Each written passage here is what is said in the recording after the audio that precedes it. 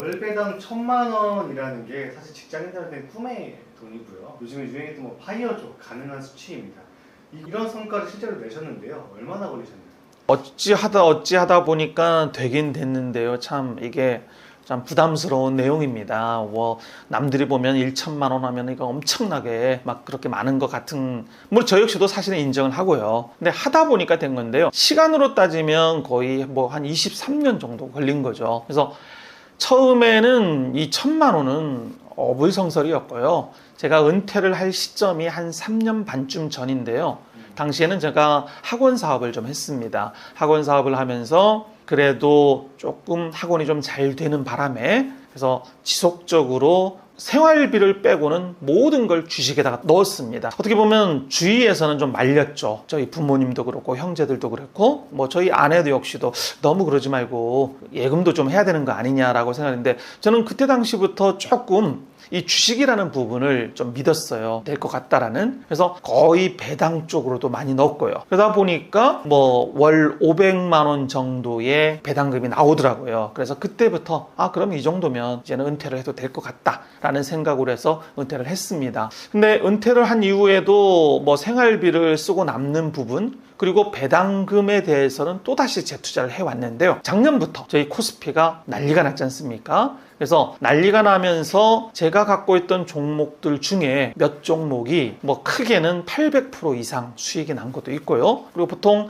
400%, 500% 난 종목들도 몇 개가 있었습니다. 이런 부분들은 제가 다 놔준 거죠. 그리고 그거를 익절을 하면서 그 부분을 배당주로 전액 옮겼습니다. 그러다 보니까 한 3년 만에 500만 원이라는 추가의 어떤 그 배당금이 생기더라고요. 그래서 지금 현재로는 부끄럽지만 그 정도의 그 배당을 맞춰놓고 있습니다. 23년 걸리셔서 이뤄낸 성과라서 누구도 뭐라 할 수 없는 성과라 생각이 들고요. 성장주나 어떤 단기적인 종목이 아니라 꼭 배당주야만 했던 이유가 있으실까요? 배당을 준다라는 거는요, 예전에는 1년에 한 번씩 줬지만 요즘은 6개월 혹은 3개월에 한 번씩 주지 않습니까? 그러면 이 배당이 따박따박 나오면 저희들이 마음이 편합니다. 내가 이 시세라는 거는 결국엔 제가 팔아야 익절도 된 거고 손절도 되는 거 아니겠습니까? 근데 지금 내 계좌에서 하루 1,000만 원 플러스 마이너스 3천만 원, 이거는 사이버머니입니다. 그런데 이 사이버머니를 떠나서 이 배당은 석 달 만에 들어오는 현금은 진짜 현금이에요. 그래서 아무리 시장이 변동성이 크더라도 배당이 들어오면 마음이 편안해지고 그리고 기다릴 수가 있거든요. 그리고 그 배당금을 갖고 있다가 떨어지기를 바랄 때도 있어요. 심지어 좀 더 떨어져, 그럼 수량을 좀 늘리게. 결국엔 이 주식은 종목 수가 아니라 종목의 주식 수가 결정을 하는 거거든요. 좋은 종목을 많이 모으면 당연히 배당은 커지는 거고요. 그리고 나중에 시세도 차익이 엄청나게 커지는 거겠죠. 그래서 일단은 배당을 한다는 건 마음 편하기 때문에 배당주를 선택하는 것 같습니다. 개별 종목 쪽으로 투자하시는 거잖아요. 네, 맞습니다. ETF는 안 하시는 이유가 있을까요? 원래 제가 투자를 한 게 한 25년이 됐지 않습니까? 그 당시에는 ETF라는 게 없었습니다. 없었기 때문에 제가 선뜻 발을 닿기도 좀 어려웠었고요. 그때부터 계속 모아온 주식을 굳이 팔고 ETF로 옮겨야 돼? 저는 그런 생각은 해보질 못했고요. 단 작년 같은 경우에 제가 그 연금저축은 한 12년 정도를 계속 부어왔습니다. 월 50만 원씩 계속. 근데 작년에 대한민국 그 국장이 너무 많이 오르다 보니까 어느 날 연금저축을 확인을 했더니 그 연금저축에서도 국내 펀드가 250% 정도가 났더라고요. 플러스가. 그래서 제가 봤을 때 당시에 코스피가 한 8천 정도였습니다. 그래서 이 정도면은 8천 정도면 적절한 것 같다. 더 이상 올라가기에는 저는 무리라고 생각을 했습니다. 그래서 그때 연금저축 그 펀드를 다 해지를 했고요. 그 해지한 부분을 ETF로 옮겼습니다. 그때 ETF가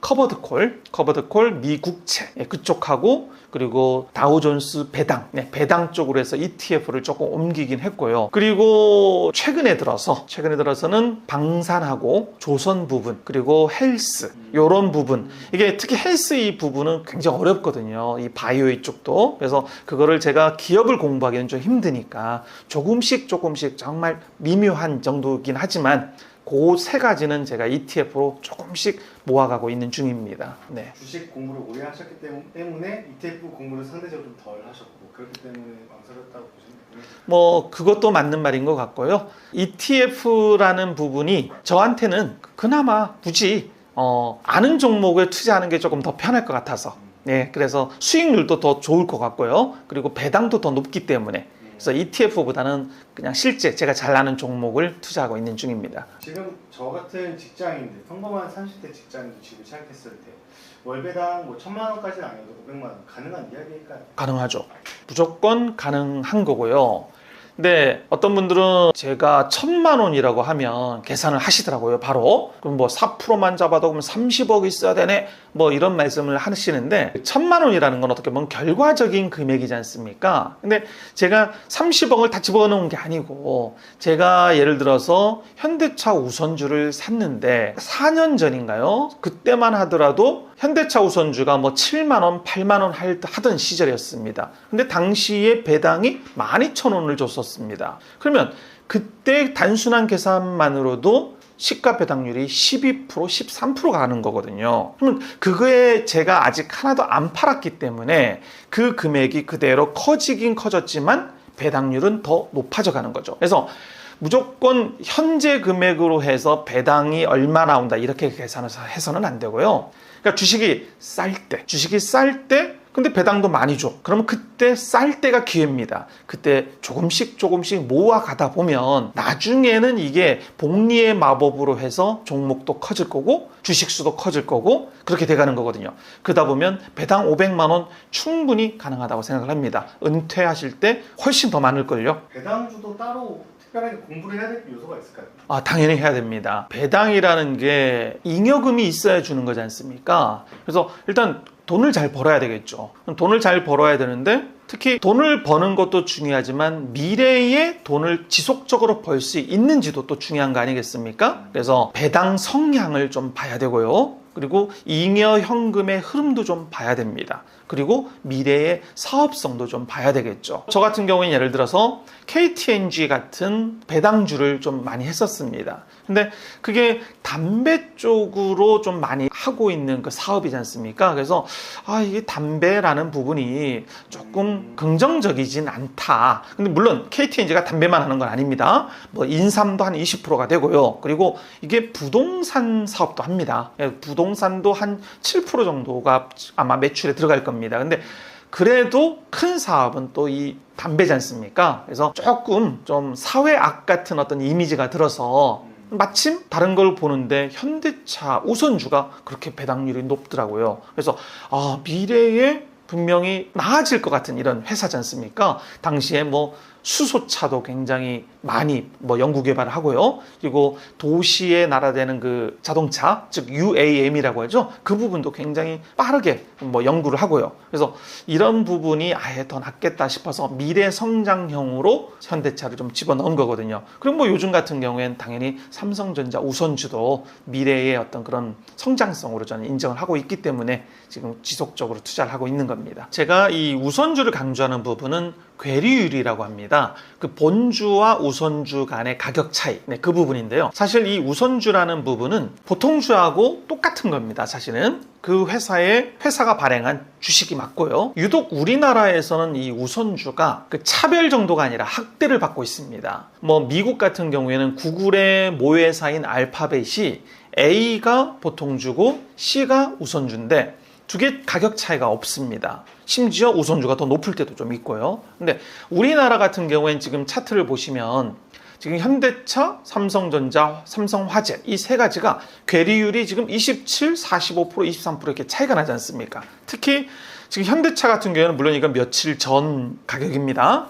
지금 괴리율이 45% 정도가 납니다. 그 얘기는 제가 지금 1,000만 원을 가지고 현대차를 사고 싶은 겁니다. 그러면 본주는 22주를 살 수 있고 반면 우선주는 49주를 살 수가 있는 거죠. 그러면 이 49주가 나중에 배당을 줬을 때 지금 본주는 10,000원을 주고 우선주는 10,050원을 주거든요. 그랬을 경우에 배당금이 지금 본주는 22만 원, 우선주는 492만 2천 원입니다. 그러면 요거를 가지고요. 29만 원이라는 차이가 1년에 나는 거지 않습니까? 1,000만 원을. 자, 그러면 다음번 차트 하나만 좀 보여주십시오. 네, 요겁니다. 자, 이 부분은 제가 매년 1,000만 원씩 투자를 했을 경우에 10년, 20년을 두고 지금 투자를 한 그 가격을 지금 비교를 해보는 건데요. 1번은 지금 예금을 집어넣은 겁니다. 그러면 4%짜리 예금을 매년 1,000만 원씩 집어넣었다고 했을 때, 자, 달리라는 거는 그 이자가 나오면 그 이자를 가족들하고 소고기를 사 먹어버리는 거죠. 그리고 복리는 그 이자를 하나도 안 쓰고 다시 1,000만 원에다가 업해서 넣는 거고요. 그리고 3번 현대차 우선주는 시세는 그대로입니다. 예를 들어서 20만 원이면 20만 원이 그대로 간다고 보는 거죠. 끝까지. 그런데 배당이 지금 현재 가격으로 우선주가 4.9% 정도가 됩니다. 그럼 그걸 가지고 20년간 한 거고요.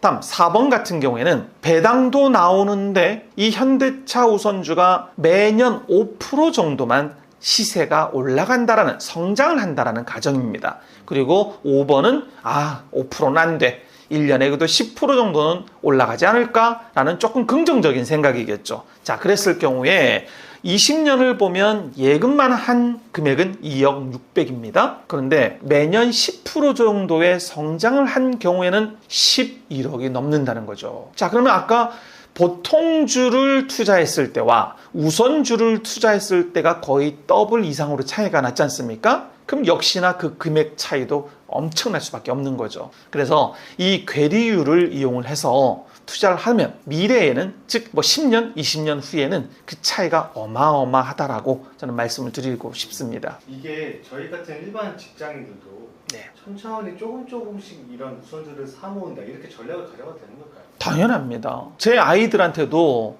무조건 ISA 계좌에 우선주를 모아가도록 지금 하고 있고요. 그 친구들도 꽤나 많은 우선주를 지금 모아가고 있는 걸로 알고 있습니다. 특히 현대차 우선주에 대해서 좀 일반 그 투자자들은 잘 모르시는 부분이 좀 있어요. 물론 이거는 확정된 건 아닙니다. 그래서 약간의 가능성을 좀 보고 있는 부분이라서 일단 조금 말씀을 좀 드리고 싶으면요. 현대차는 지금 우선주가 3가지로 발행이 돼 있습니다. 1번 우선주, 그리고 2우선주, 3우선주, 2우비, 3우비 이런 식으로 돼 있습니다. 그런데 이거를 정관을 딱 들어가 보면요, 조금 다른 게 있어요. 자, 지금 차트에 보시면, 이 그림을 보시면 1번 우선주에 제가 빨간색으로 밑줄 친 부분이 있지 않습니까?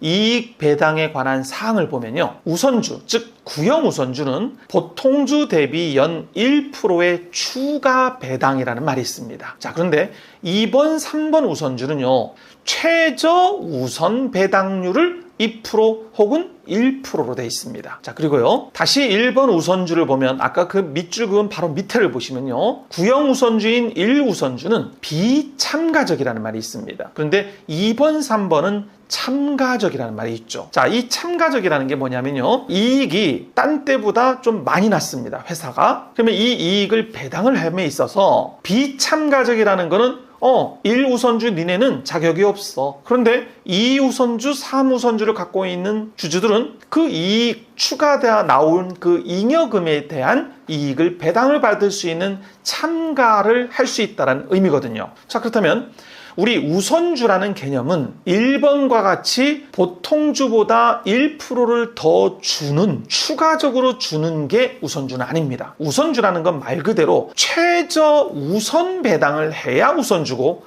남는 잉여금을 더 참가시켜서 줄 수 있는 게 우선주거든요. 이거를 제가 말씀을 드린 게 아니고요, 작년인가 제가 유튜브를 보다 보니까 그 거버넌스 포럼에 있던 한 대표이셨던 것 같아요. 변호사분이신데 그분이 이런 설명을 해주시더라고요. 그래서 그때 이게 정말 사실이라면 이건 엄청난 사실이다 라는 생각에, 그래서 저는 2우선주를 갖고 있다가 그때 공부를 했더니 그게 맞더라고요. 그래서 모든 거를 1우선주, 즉 구형 우선주로 바꿨습니다. 그리고 요즘 저희들이 상법 개정이 통과됐지 않습니까? 그래서 많은 사람들이 굉장히 똑똑해졌어요. 그리고 이 행동주의 펀드들도 지금 있을 거고요. 그럼 그런 분들이 이런 거는 충분히 요구할 수 있는 상황이죠. 야, 이 구형 우선주는 우리가 보기에는 이거는 보통주하고 똑같은 거야. 우선주로 바꿔주던가 아니면 보통주의 가격 그대로 올려서 전부 다 전량 매수해줘라. 그리고 소각을 해라. 이런 요구를 할 수 있다는 거죠. 그러면 당연히 우선주의 가격이 보통주의 가격으로 맞춰가는 날이 있지 않을까라는 기대 심리로 저는 기다리고 있는 중입니다. 이런 우선주 시스템으로 한국에 사는 직장인으로서 베팅을 하는 투자를 한다는 거 미장에서 어려운 건가요? 아니죠. 대신 미장은 우선주와 본주의 괴리율이 없지 않습니까? 많이. 그래서 매력이 없는 거죠. 차이는 우선주는 의결권이 없지 않습니까? 근데 미장에서는 의결권도 없는데 가격도 비슷해. 굳이 내가 우선주를 왜 투자해? 이렇게 되겠죠. 근데 반면 우리나라는 의결권은 없지만 워낙 괴리율이, 즉 가격과 본주와의 가격이 차이가 많으니까 뭐 아까 현대차 같은 경우에는 뭐 2배 훨씬 더 많은 배당을 받지 않습니까? 이거는 의결권을 포기해도 충분한 대가가 아닌가 싶습니다. 사실 지금 이거 듣고 있는 제가 당장 그 우선주에 투자하고 싶고 그 배당 성장주에 좀 관심이 생기는데요. 네네. 어떻게 어디부터 좀 접근하고 공부하면 될까요? 본주와 우선주를 공부할 필요는 없고요. 공부를 하려면 현대차와 삼성전자를 공부를 해야 되겠죠. 근데 이 두 개 다 회사가 대한민국을 대표하는 기업 아닙니까? 그리고 AI 시대에 반드시 필요한 기업이고요. 그렇다면 사야 되는 거는 시기겠죠. 그리고 얼마나 천천히 여러 번 나누어서 사느냐, 이게 중요한 방법 아닌가 싶습니다. 절대 주식은 한 방에 사서는 안 됩니다. 제 책은 경제적인 참고를 할 수 있는 뭐 그런 책이라기보다는요, 좀 저희 아이들과 같은 초보자들에게 마음가짐, 즉 주식을 대하는 마음가짐을 설명해주고 싶은 책이었습니다. 사실은 애들이 아빠 한번 책을 써보는 게 어때요? 라고 해서 용기를 가져서 좀 책을 쓰게 된 거고요. 지금도 저희들은 그 가족 카톡방에 아침마다 폭락할 때는 카톡이 옵니다. 아빠 지금 네이버 괜찮아요? 아니면 뭐 조금 더 살까요? 이런 내용이 나와요. 그럼 제가 봤을 때 괜찮은 가격인 것 같아. 조금씩 분할 매수 해나가자. 이런 얘기를 하는데 그 친구들한테 제가 계속 하는 얘기는 일희일비 하지 마라. 오늘 빠져. 당연히 저도 힘듭니다. 그리고 불편하죠, 굉장히. 주가가 떨어지는데 좋아할 사람은 아무도 없거든요. 그런데 그 부분을 살짝 바꾸자는 거죠. 떨어졌네? 그러면 좋은 주식을 싸게 살 수 있는 기회가 생겼네. 자, 그런데 문제는 싸게 사고 싶어도 이미 돈을 다 써버린 상황. 그럴 때는 정말 억울하거든요. 그래서 그런 경험을 제가 많이 하다 보니까 폭락을 위해서 어느 정도 현금도 조금 갖고 있어야 되는 그런 상황이 되더라고요. 저희 아이들도 분명 그걸 느끼고 있을 거고요. 주식이라는 건 누구도 모릅니다. 어떻게 될지도 모르고요. 그렇지만 코스피나 나스닥, 월봉을 보면 역시나 우상향이지 않습니까? 아무리 폭락이 있더라도 지나고 보면 당연히 올라가더라고요. 이게 자본주의의 습성이고요. 그리고 이 기업이라는 거는 분명히 가면 갈수록 돈은 더 많이 벌 수밖에 없지 않습니까? 그렇지 않으면 기업은 당연히 도태가 될 거고요. 그래서 도태가 되지 않는 우량 기업이라면 좀 믿고 기다려주는 그런 전략이 더 좋아 보이고요. 결론은 그렇습니다. 우리는 주식을 시세 차익을 가지고 샀다 팔았다 하기보다는 노후를 위해서 오늘 밤에 제가 이 주식을 사도 다리 쭉 뻗고 잠을 잘 수 있는 주식이라면 그러면 좋을 것 같아요. 그리고 또 이런 말씀도 제가 드려요. 내 아이가 이 기업에 취직이 되었을 때 어떻게 생각을 하세요? 라는 거죠. 삼성전자 취직하면 좋겠습니까? 안 좋겠습니까? 좋죠? 그러면 사도 됩니다. 근데 저기 어디 코스닥 기업들, 그 기업의 아드님이 들어가면 좋을 것 같습니까? 전 아닌 것 같아요. 그러면 그 주식은 사지 마십시오 라고 얘기를 하거든요. 하여튼 저는 그렇습니다. 기업을 그냥 동반자까지는 아니더라도요, 좀 믿고 기다려주는, 그리고 편안한 투자 전략, 좀 평생 그런 식으로 좀 편안하게 사셨으면 하는 바람입니다.